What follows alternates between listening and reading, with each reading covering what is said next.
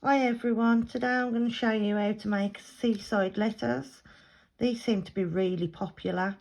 I've had quite a few orders for these ones, and I'm going to hopefully try and explain the best I can the process and how I make them. Everybody's different, everybody makes them different, everybody does the waves different, but this is how I do it. So let's get it on and I'll show you how to do it. So first of all, the pigments I'm using is a light blue, a dark blue and a green. I think these three colours together look lovely because if you've seen the sea, it's all different colours. Sometimes you get it crystal blue, sometimes it's like a murky green, and other times it's a very dark blue. So we're going to try and intermingle all the colours and hopefully come out with something really good. For the sand, I do have white sand, but I also add in some little bits of, was supposed to be sand actually from Temu, but it actually come as little bits of stone. So we are going to add some of them in just to make it look a little bit better. And then from Temu again, I add a nice tub with lots of shells in, which are ideal. And then for the sea, for the waves, I'm actually using Die-Craft resin pigment paste. It's really heavy. I did have a bit of a leakage on my bottle, sorry, that made it a bit of a mess. But you only need a very minute amount. So all I do is I use the very end, stir inside the tub first, add, and then I wipe that. And then into my resin, I just use the tip where there was some left on there and just mixed it in. And as you can see, it's really thick. So I think that's everything. So let's get on and I will show you how to make a sea letter. Right, so I always start off using my sand, give it another mix. There you go, that's it. Everything mixed in there together. So just give it another mix. So I'm going to do another M because it is one of the easiest letters to do because you've got a nice wide space to do it in. And then you can, obviously your bottom layers, you've got 3 to go with, and then you've got your 2 top parts. So I always start off by just adding my sand in there first. It is quite thick, so it don't run up too fast, so you have got chance then to get your other colours popped into there. I always do it using a popsicle, that way then I can vary how much I'm putting in and how much more I need. Next I start off with my blue, and again just adding it at the bottom right across where that sand is working its way up. You can always push that down a little bit if you've gone a little bit too much. And then my next colour is my deep blue, which I always use for the top part. So just getting that into there, pushing it up the sides to make sure it's nice and covered. And a little bit more blue at the top. They've now come together. So then what I always do next is just with the end of here, I just get a little bit of green. And I just like to just put a little bit of green in there. Not too much, but just enough. And I think that is plenty. And then I do just give it a little swirl. Just get my colours together. There we go. I think giving it a little swirl, it does just add a little bit of texture down at the bottom. You don't have to, you could leave them separate and then obviously let your waves do the work afterwards, but this is how I prefer to do it. Next I grab some shells. So I'm looking for not tiny shells, but I want something that's got a little bit of a hump to it. That one's a bit stuck. I am going to use that little one because that one is quite cute. So just popping them in there, placing them where you want them to go. These little tubs are lovely because they do come in such an array of colours and shapes and sizes, which is lovely. I want to go try and find a nice little round one. I think they are gorgeous. Again, looking for different colours. I'm going to push that little one up there, and because I've just tried to cover it, I've got a nice plain white one there. And I think in that section I'm going to try and find another round one like that. And that one, oh sorry, should stand up eventually. There we go, lovely. Oh, let's try and turn him over a little bit more, shall we? Right, come on. There we go. That one's gone up into the blue now, never mind. So don't add too many shells at the bottom. I don't think it needs a lot.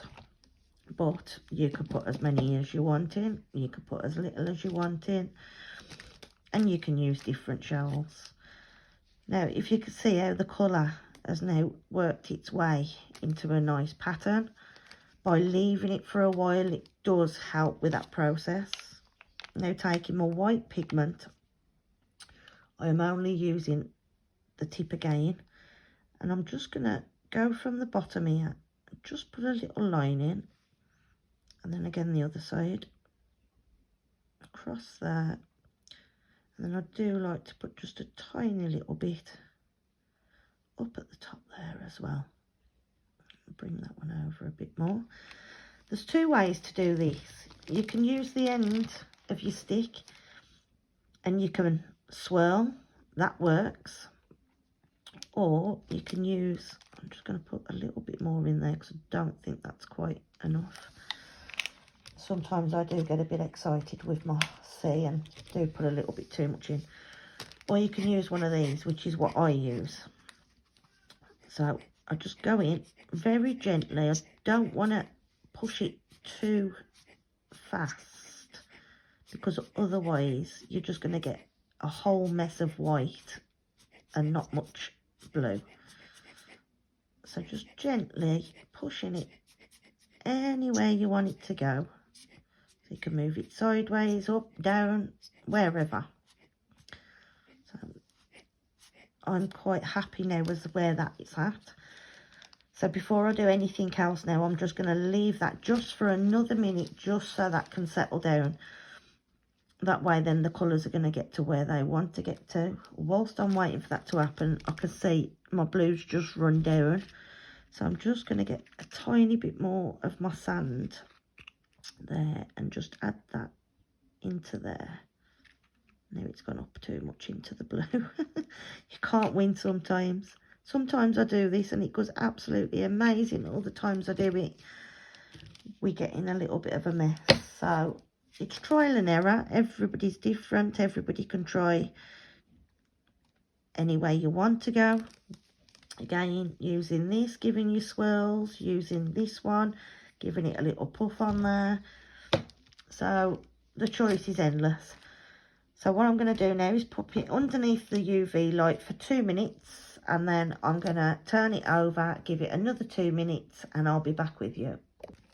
Okay, so now that we're back and that has all been nice and hardened up by the UV light, so all I'm going to do is just pick off these little bits without trying to move the mould, because otherwise it's going to create a few problems afterwards. So I do like to just try and get out any overlaps here.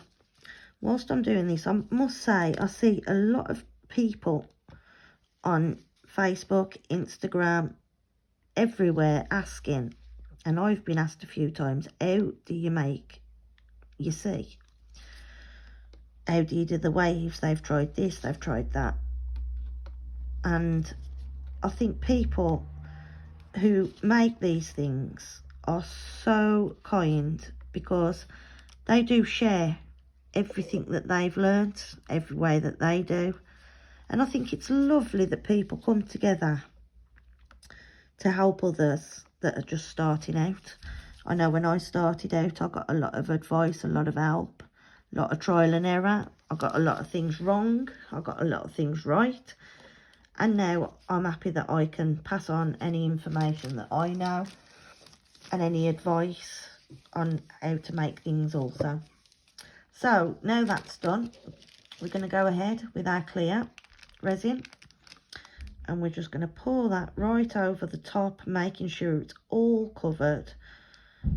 I do like to dome my letters, that way then it gives a nice finish, as opposed, because as you know, UV, it will drop when and shrink when it starts to cure. So it's always best to try and dome it, that way then you're not going to get that drop too bad. If you do, you can always get some more resin and just go over the top of it just to finish it off. So now I'm going in and I'm going to check for any air bubbles that I might have missed. So I can see we've got one there, big one, a couple down there, and then just using this, I just drag some of them air bubbles out. I did forget to mention earlier on actually that you're supposed to do it with the lighter. You can use the end of a lighter to get your bubbles out, but I completely forgot to do it. This is the first time I've done a video where I'm talking, so if I ramble, please bear with me. I'm just a bit nervous as it is my first.